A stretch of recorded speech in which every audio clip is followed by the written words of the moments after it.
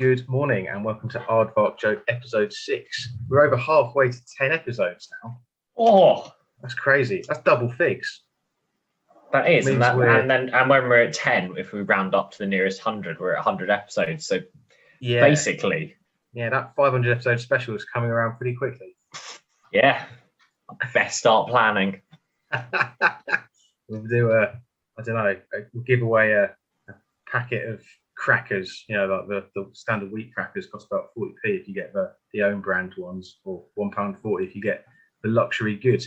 Anyway, Mr. Peterson, what have you been doing this week? I've been doing the odd numbers of dots to dots.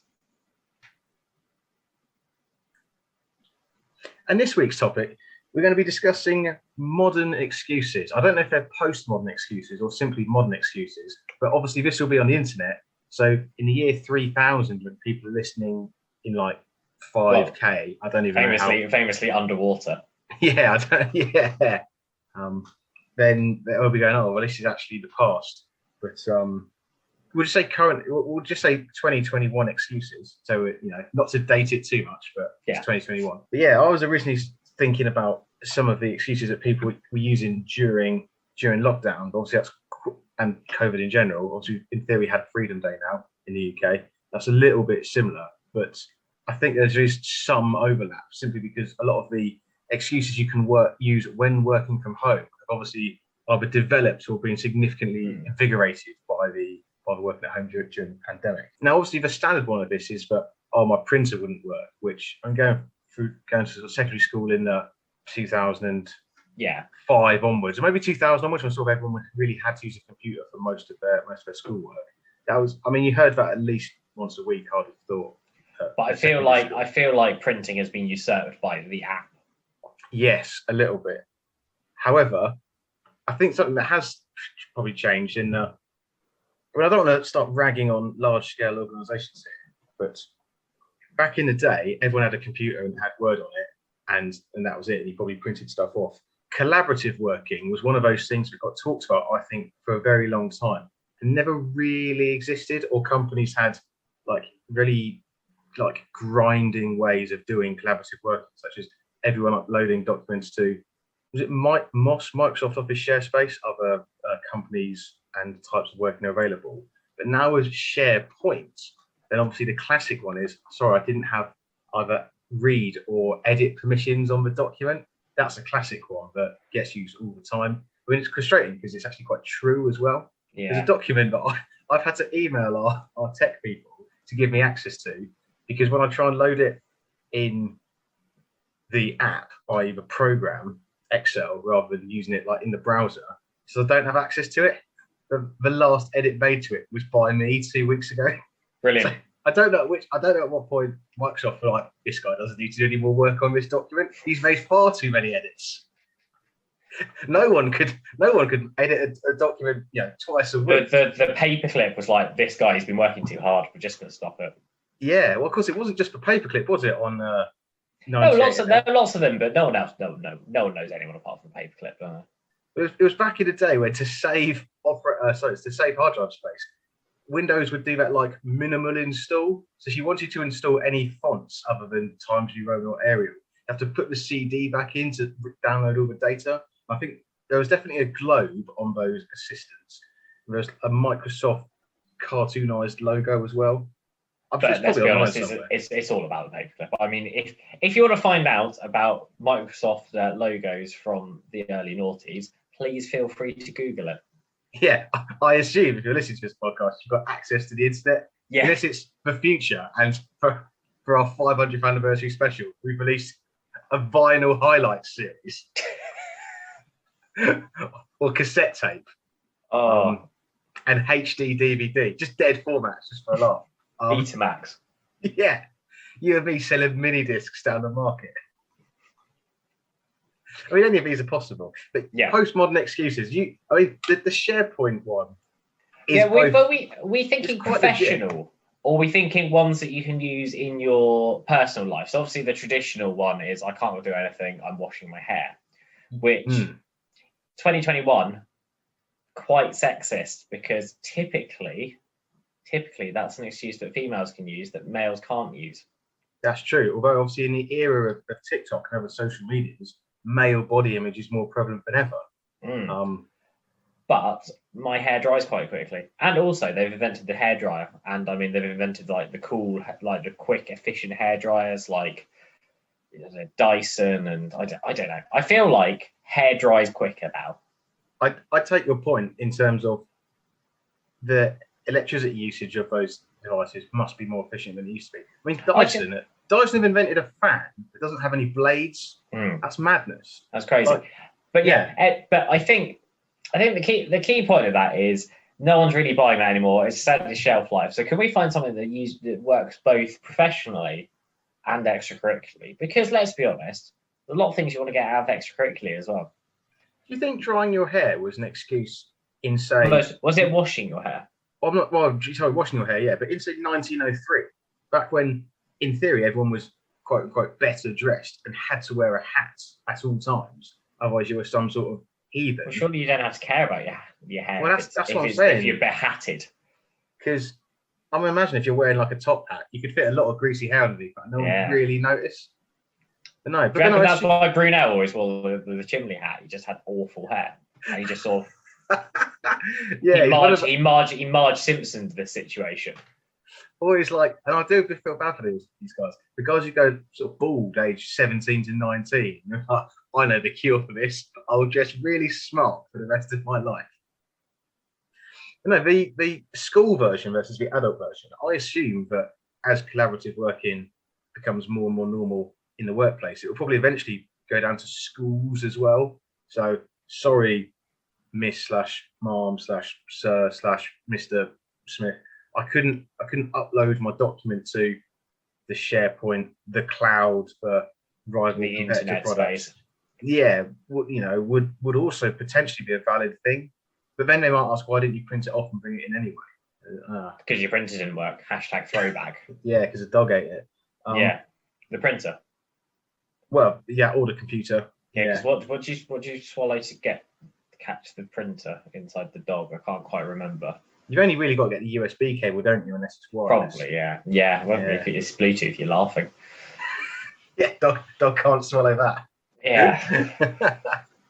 No, there must be other sort of corporate. So, like, surely, like things like just everyone gets deliveries, and you often have to stay at home. Is that a good like 21st century excuse? Sorry, I've got to stay over the delivery, and they've given me the window of 8 hours, or they've given me a very specific window, but of like 15:32 to 17:49. So I obviously got to stay until at least 17. Then they're always a bit late, so that really can cover you till at least 18:30. So I want to drill into that one because I think there's something there. Do you think so? If you're working from home and you're expecting a delivery, so let's say it's for something that's like quote unquote important, like something for your car to allow you to come to work the next day, or it's some critical piece of plumbing equipment to stop your house flooding. Because if it's like some trainers, it's not going to wash. Well, do you think that they've only given, like option A, they've only given me like a 9-hour delivery window, as some companies do? Do you reckon that's more effective? Because that way, when the doorbell goes and you press the doorbell noise on your phone to just leave because the meeting's boring, do you reckon that's a better excuse? Or they've sent me a specific like 50-minute window, but it just happens to overlap with this meeting? Which one do you think would carry more credibility? Oh, that's interesting. Speaking, do you want my opinion as a credible businessman? No, I want your opinion as an anonymous internet podcaster, please. Oh, right. Okay. Excellent. Excellent. Well, I would go for column B. But surely the same problem is actually either way. Either way, you're still only going to miss like 5 minutes of the meeting. Unless they've got the Chuckle Brothers or like some clowns delivering like an everlasting long tube or something, because otherwise it's not going to work. To me, to viewing it up the stairs and looking over every vase / vase on the way up and down. Yeah, that's a good point. I don't know. I'll have to think about that. It's because I guess if someone said, "Oh, you've got a 9-hour window and you've only got a 1-hour meeting," they'll be thinking, the rough maths of that, 1 in 9 chance. Yeah. If that happens 3 weeks in a row, people are going to be very suspicious. In the same way Didn't just say you've ordered your thing on finance. In the way, but in the same way that Apple have to, was it Apple? Yeah, it was Apple. Other brands of iPod MP3 player available. But other fruits are also available. Other fruits are available, yeah. Other Californian mega corporations. They had to make shuffle less random because across the hundreds of thousands of people who've bought their products, some people were getting, say, 5 songs from the same artist in a row and kicking off being like, this isn't how randomness works. And the response of, oh, actually, across a large enough sample size wasn't washing. So they had to bias the results to make it, quote unquote, seem more random by not being random. So like the odds of getting the same artists like 3 times in a row would be massively diminished. And I don't think they ever released it, but I remember reading an article basically saying that it was now going to be impossible to get 5 songs from the same artist in a row. I don't know how that worked with collaborations. I don't know if you could get 3 Dizzy Rascal songs, then a Dizzy Rascal and Calvin Harris Holiday, and finally into Calvin Harris Live Aid 20, which is like an ensemble cast of which Dizzy Rascal was Oh yeah. Give a little help to Helpless. Oh no, that's his famous line. That's Band-Aid, isn't it? Oh yeah. Yeah, so that's the one I was thinking of. Yeah, Band-Aid. Yeah. I also don't know if it worked with Atomic Kitten, obviously, because on every album they've basically got an entire kit cast. So I don't know quite how specialist the music knowledge was on Apple at that time. Obviously, this was before they employed Zane Lowe, and he was getting everyone on board. So yeah, and evidently about still counting before they employed you to come to sort it out and ask these big questions. Real hard-hitting journalism. Yeah. No, but in the ideasosphere. I'm not sure we're solving the topic. I don't think so. So I think deliveries. We've got something in delivery because that works curricularly and extracurricularly. I just wondered if this is going to be the first episode where we failed to write a joke. It had to happen eventually. Yeah, all those 20,000 pilots we don't ever talk about. Yeah, delivery's got some scope in it. I think my phone's run out of battery because everyone in the modern age is now functionally useless without a phone. Oh well, actually, yeah, with the smartphone thing and phones do break. Track and trace app or whatever the current pandemic is, like I don't know. If you're listening back to this, you don't even need an app. I mean, it's just like you can't. COVID-24's come out for DLC. But you buy your tickets on your phone, and obviously no one's got a printer because they're used to the phone. I mean, you could also, if you have to go back to like a phone that's not smart, I mean, you're not going to be able to use any messaging apps and no one sends texts. That is a good point. I mean, I really don't like having everything on the phone. The people who take out just a phone and a credit/debit card, I can understand because realistically, most of the time, money can solve your problems. Like, I'm thirsty, I will buy water. But if you've only got your phone... AardvarkJoke, sponsored by capitalism. If you've only got your phone and it genuinely does run out of battery, then you might be totally snookered if you're relying on phone pay or something similar. So can we say something like that's something you could use as a genuine excuse? Something to do with the phone-based emporium, be it paying, be it signal, be it battery, be it braking. Signal's a good one. Phone is out. Do you think as internet coverage for phones gets more and more good? Yeah. Do you think it'd be one of those things where we become so dependent on 4G/5G and think that H+ is some sort of Victorian invention for peasants? That it's functionally pointless. Yes. That people will believe you that I didn't have any 5G, or it will be kind of the opposite way, and the idea that someone could not have signal would be so mind-bogglingly unlikely that people would think you're lying. Because that's the believe excuse, isn't it? But it's got to be believable enough that people go with it. Yeah, and it's also not got to be. Also, it's got to be like suitably unexplainable, because like no one's going to go, wait a minute, I did the coverage map, I've checked my Vodafone or O2 or EE or Telefonica or BT Cellnet coverage of this area on this day, and I can find that there was no transmitters down, so I'm not buying it. I think it's a situational excuse. I think, let's say that you were going for a weekend away somewhere, like a fancy, I won't say cabin in the woods, that sounds a bit horrific, but you know what I mean, like a retreat. You were glamping. Something like that, yeah. I think it's plausible that you could get away if I didn't have any signal. They probably would ask why you went on holiday on a day you were meant to be at work. Although equally, I think you could get away with that if you put in like a half day. So you're like, I'm only going to be working Friday morning. Yeah. I'll be working from the hotel, but yeah. Probably, yeah. I mean, these sort of things are like you could use that as a retrospective excuse of why Turns out, go all out and just not answer your phone. Like, yeah. I think it turns out we're stooks at this because we're just such upstanding members of the community, and we just don't like lying or disappointing people. I know the point of this podcast is that we try and write a joke for my stand-up, but you genuinely have reminded me. We genuinely have reminded me of an anecdote. This was years ago. You know when you're sort of a teenager and you're not really that funny, but you make the occasional joke. Yeah. So I remember outlining this genius plan to my family at the time, and genuinely my grandma got very upset with it. She was outraged at my kind of moral character. All I said was, if you're an adult and it's a snow day, because you and me used to live fairly close to each other on top of a hill, which meant that you didn't need to have too much snow to make the hill not impassable, but certainly unsafe until, let's say, midday, when they've sort of gritted it twice or something like that. Yeah. There were 1 or 2 days growing up where you couldn't get down the hill. I just said, look, if you live sort of 5 miles from work, you can get there in the snow with walking. It's going to be an arduous journey. You look out the window, you normally get up at 7 and it's snowing. You go, you know what? I'm going to stay in bed till 9, have a nice lie-in, wake up, sort myself out, leisurely breakfast, set off at 10, get into the office at midday, at which point I've sacked off 4 hours of work, right?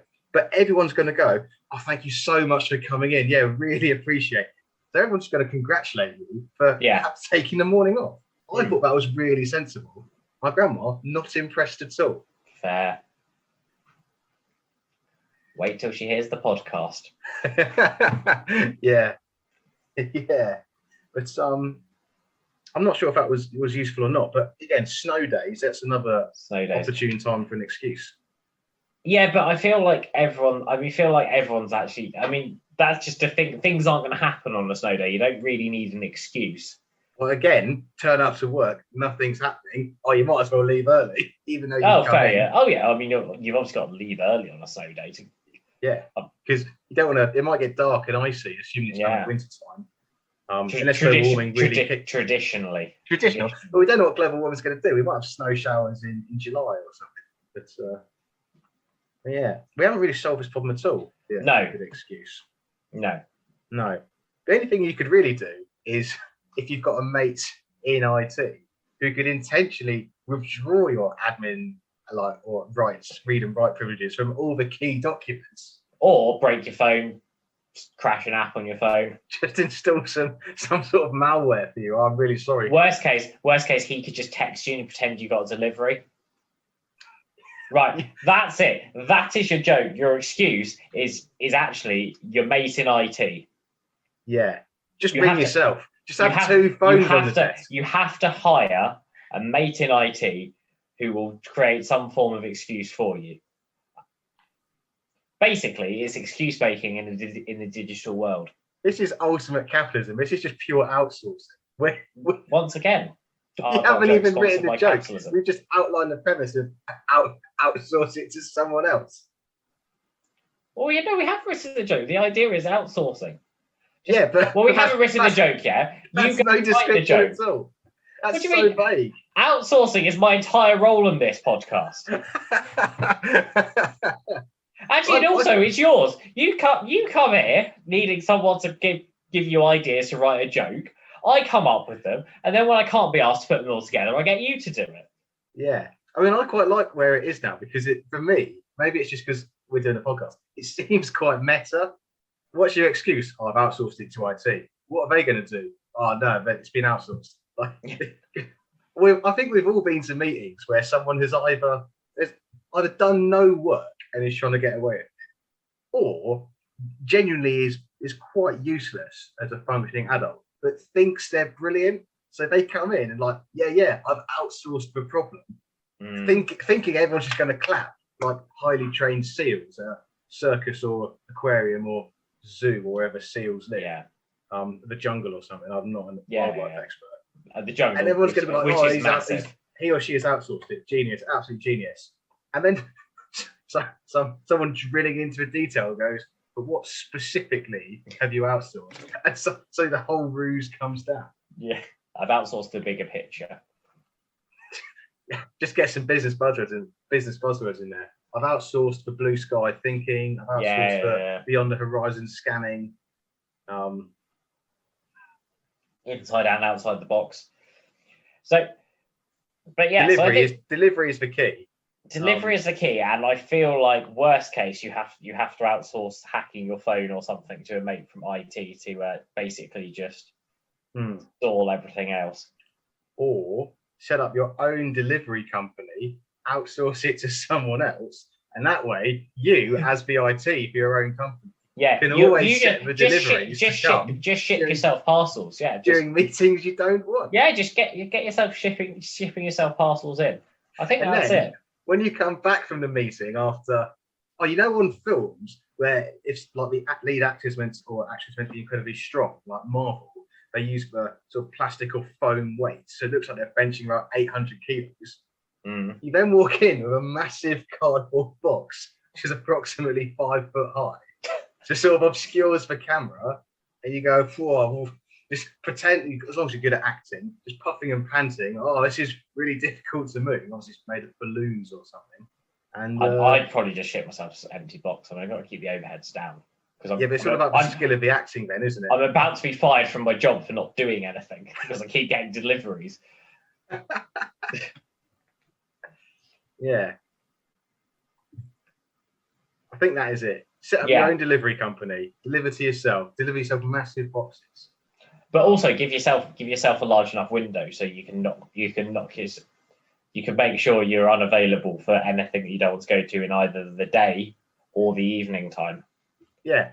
If you're working at one of those companies that insists on 15-hour shifts. Well, I was thinking you keep forgetting that people want to get out of extracurricular things too. That is true. I'm really sorry, child. I'd love to come to your nativity performance. Unfortunately, we're expecting yet another large package to be delivered. Yeah, exactly. Yeah. Well, in fairness, ultimately, what we've discovered here is that delivering packages makes good business sense, and I can see why Amazon do so much of it. Very good. Right. Joke man, do your thing. Joke time. 37 hours later. Modern day excuses for not doing work will be a thing we need more of.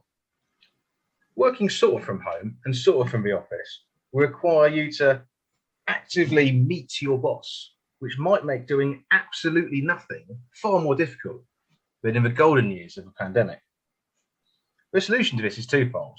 Number one, have a mate in IT who can withdraw all relevant permissions from any remotely useful program on days when both you and your boss are in, whilst allowing you to demonstrate access denied, or equivalent phrase, all day. Number two, when working from home, establish a delivery system to always be delivered parcels during critical or boring meetings. The larger the parcel, the better. The more business sounding the parcel, the better. Ensure visibly carry the large package back into the room in which you are working. Place the large package in front of the webcam, completely obscuring your view. Wander off. I like it. Very good. Yeah. Very good. That was a much better joke than the rest of the podcast. Yeah. Well, thank you very much for joining me, as always, Mr. Peterson. I'm glad we actually managed to write a joke. I don't know when we're going to fail to write a joke. It's going to be. It's certainly coming. It's definitely coming. And also, I don't know if it's going to be a really long, excruciating podcast, sort of squeezing blood from a stone, or if it'll just be full of loads of jump cuts. just silence, and then there's just we failed to write a joke. Welcome to episode X. Thank you for joining me, Mr. Peterson. That was. But no, thank you very much for listening. Mr. Peterson, have you got any final words? Helicopter. join us again in the near future for episode 7. Thank you very much for listening. Goodbye.